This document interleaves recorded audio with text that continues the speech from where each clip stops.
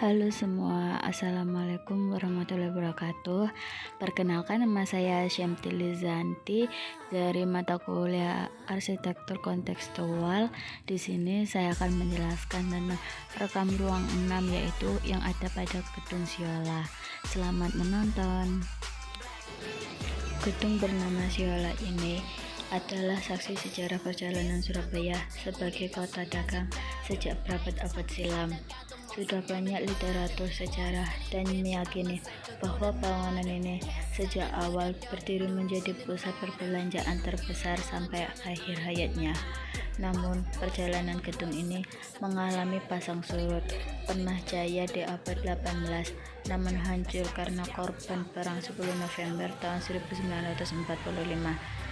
Kemudian berjaya kembali pada tahun 1970-an dan kini riwayatnya tamat dan hanya menjadi sebuah cerita. Gedung ini didirikan tahun 1877 oleh seorang pemodal asing asal Inggris, Robert Laidlaw. Bentuk bangunan awalnya tidak seperti yang tampak sekarang. Bangunan yang ada sekarang berarsitektur awal tahun 1900-an. Namun, sejak berdiri, bangunan ini menjadi pertukuan pertama dan terbesar di Hindia Belanda, jauh sebelum Toko 6 lahir tahun 1900-an. Di atas toko ini menjadi pusat konsentrasi pejuang Republik menjatuhkan diri dengan bom setiap tank Inggris yang ingin masuk ke Tunjungan. Saat itu, gedung ini dikenal sebagai tempat jibaku. Sampai kemudian gedung ini dibom Inggris sampai yang tersisa hanyalah tembok luar, sementara atap hingga lantainya hancur. Pasca revolusi, gedung ini mangkrak bahkan hingga 15 tahun lamanya. Saat nasionalisasi aset-aset asing pada tahun 1950, gedung ini direbut Pemkot Surabaya. Saat gedung ini mangkrak, Pemkot merenovasi tampak depan gedung ini menjadi serupa dengan bangunan yang berdiri pertama kali. Kubah di bagian depan yang hancur karena bom Inggris dibangun kembali, meskipun bentuknya tidak mirip.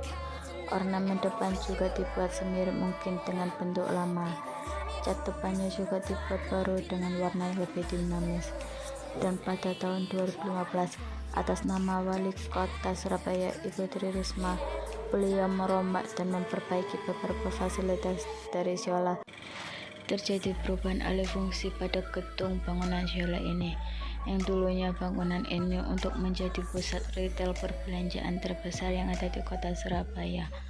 Namun, bangunan Siola ini mulai memudar pada era tahun 1980-an. Setelah Surabaya memiliki mall besar pertama bernama Delta Plaza dan menyebabkan gedung Siola ini mangkrak kembali. Di antaranya adanya Museum Surabaya yang terletak pada lantai 1 Gedung Siola. Masih berdiri kokoh Gedung Siola dengan luas wilayah 570 meter persegi dengan memiliki 6 lantai untuk berbagai kebutuhan dan fungsi, di antaranya yaitu lantai dasar digunakan sebagai letak parkir sepeda dan mobil. Lantai 1 digunakan sebagai Museum Surabaya, aksesoris musik, audio, minimart, serta Dinas Kependudukan dan Pencatatan Sipil. Lantai 2 hingga 5 digunakan sebagai tempat penjualan alat-alat elektronik, game, audio system, dan lain-lain. Untuk lantai 6-nya sendiri digunakan sebagai tempat hotshot biliar. Menurut pendapat saya, dengan mengembalikan bentuk bangunan awal berdirinya Gedung Siola merupakan cara mempertahankannya salah satu peninggalan cagar budaya yang ada di Surabaya ini. Memanfaatkan cagar budaya ini menjadi tempat museum dan juga pusat layanan masyarakat kota Surabaya agar memiliki fungsi yang bermanfaat dan tetap bisa menjaga keaslian bangunannya.